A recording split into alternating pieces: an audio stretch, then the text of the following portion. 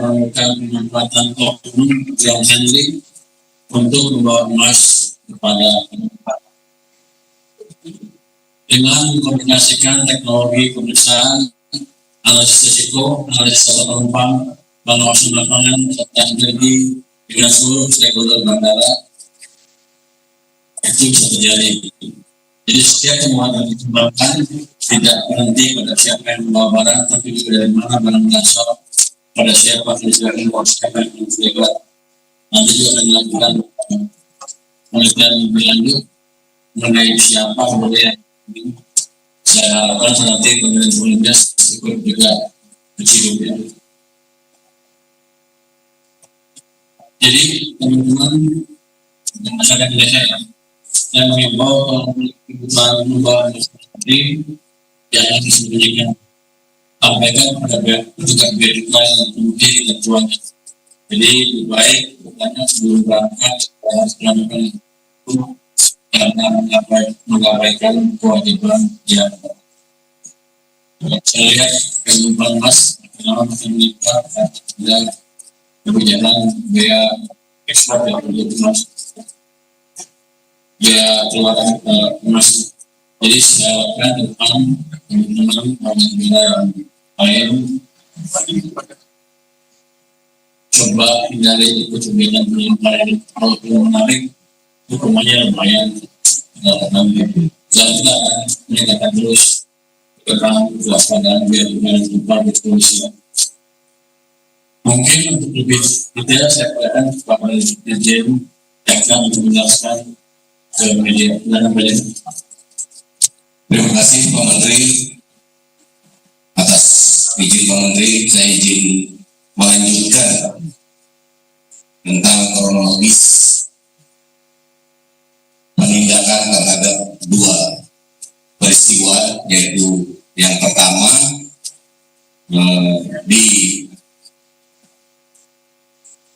oleh APSEC dan Bea Cukai dan pihak kepolisian, demikian juga yang kedua adalah dengan memanfaatkan petugas ground handling yang membawa emas yang diserahkan di ruang tunggu keberangkatan.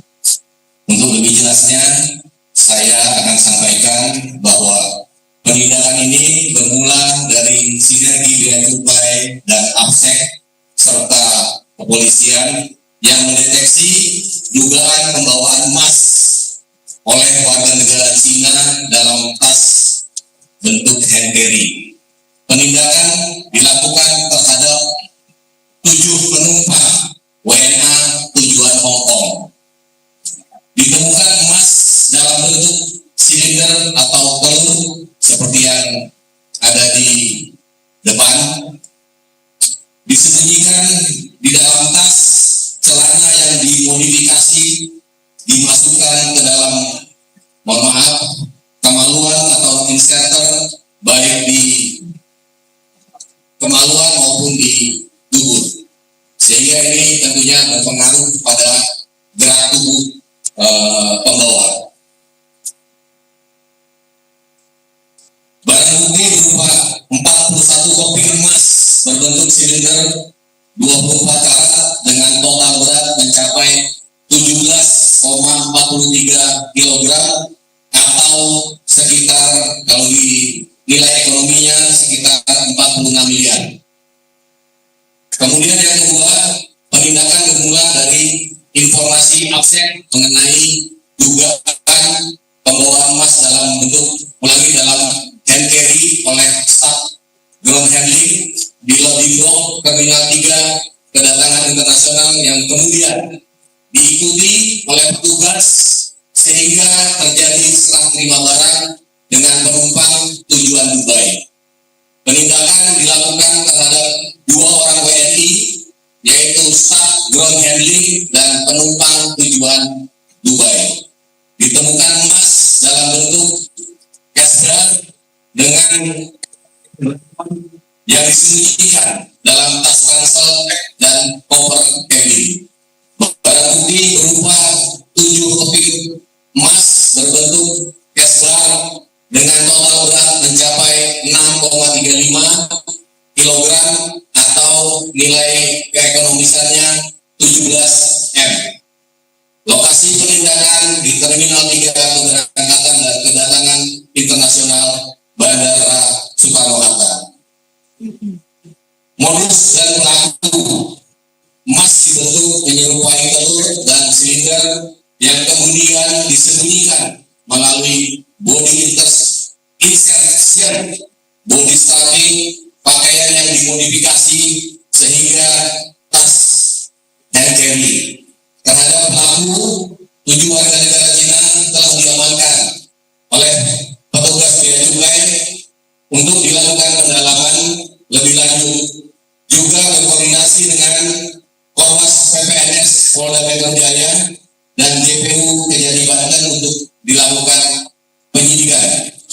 Terhadap barang bukti yang telah diamankan oleh bea cukai untuk dilakukan penelitian kepabeanan dan uji laboratorium.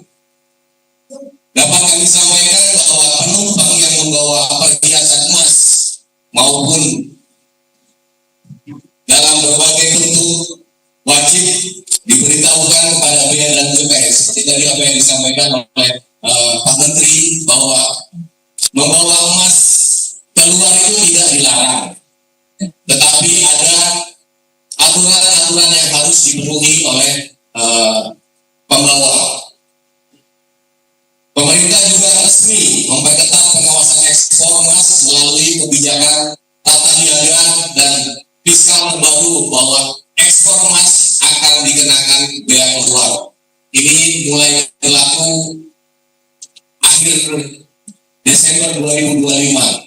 Ya, sehingga tahun 2026 ini adalah pertama kali yang dilakukan penggunaan untuk bea keluar emas.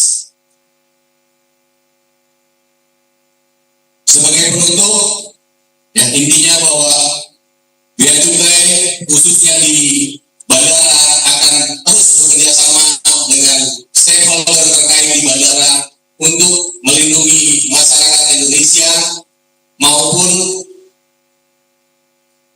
sumber daya alam yang ada untuk tidak disalahgunakan oleh pihak-pihak tertentu.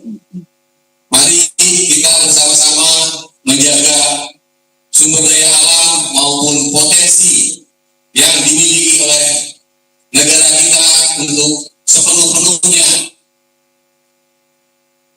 dimanfaatkan untuk seluruh masyarakat. Mungkin itu saja Pak Menteri yang bisa kami sampaikan.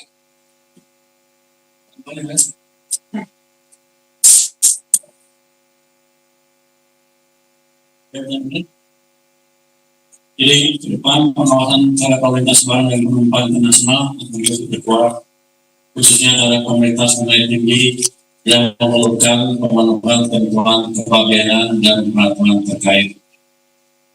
Terakhir, kami ucapkan terima kasih atas kerjasama yang baik oleh semua pihak sehingga keberhasilan menjaga perjalanan ini dapat tercapai. Mungkin dari kami itu mau tanya. Silakan.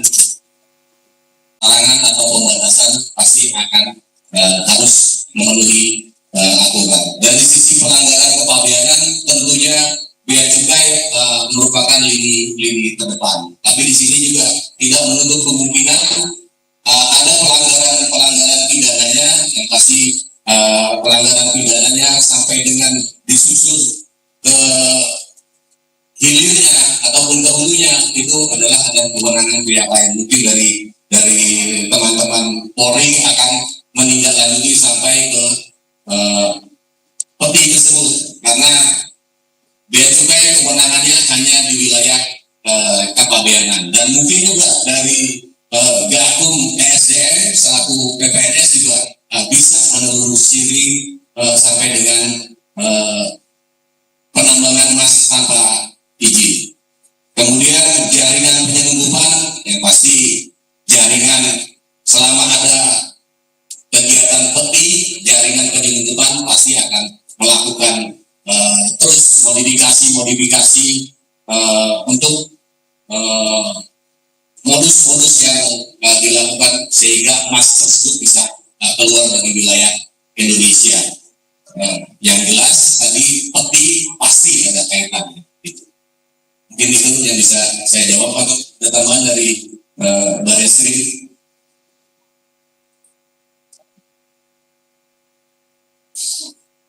Assalamualaikum warahmatullahi wabarakatuh. Hormat Keuangan Indonesia dan pejabat utama Kementerian Keuangan, para bapak perwakilan dari Kementerian Keuangan yang tidak bisa sebut satu persatu, kami dengan bapak sekalian.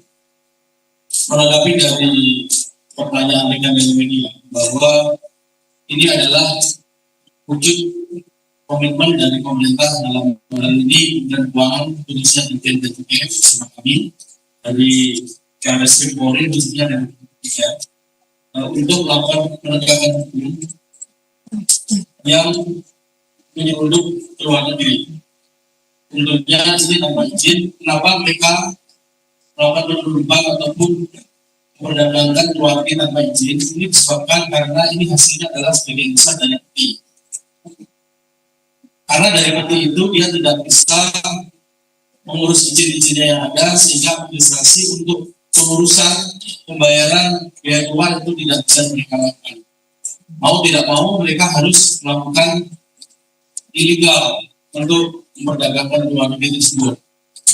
Kemudian yang kedua adalah seiring dengan peningkatan kinerja rekan-rekan penegak hukum dari kami kepolisian, kemudian kejaksaan maupun dari Kementerian Keuangan sendiri dari Dirjen Bea Cukai, bahwa kegiatan perdagangan ilegal di dalam negeri kita lakukan penegakan hukum, sehingga mereka tidak berani untuk melakukan perdagangan di dalam negeri.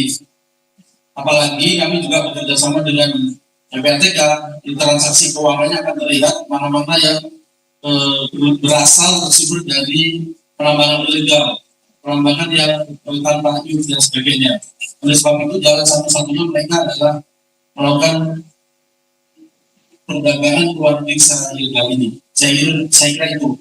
Kami berkomitmen untuk melakukan penegakan itu dari dulu ya, tadi sampai menjaga di akhir, menjaga pintu-pintu keluar seperti di Bandara Soekarno-Hatta ini. Kami bekerja sama dengan rekan-rekan dari Dirjen Bea Cukai dan rekan-rekan yang lain dan dari Kementerian SDM. Saya kira demikian Pak Menteri.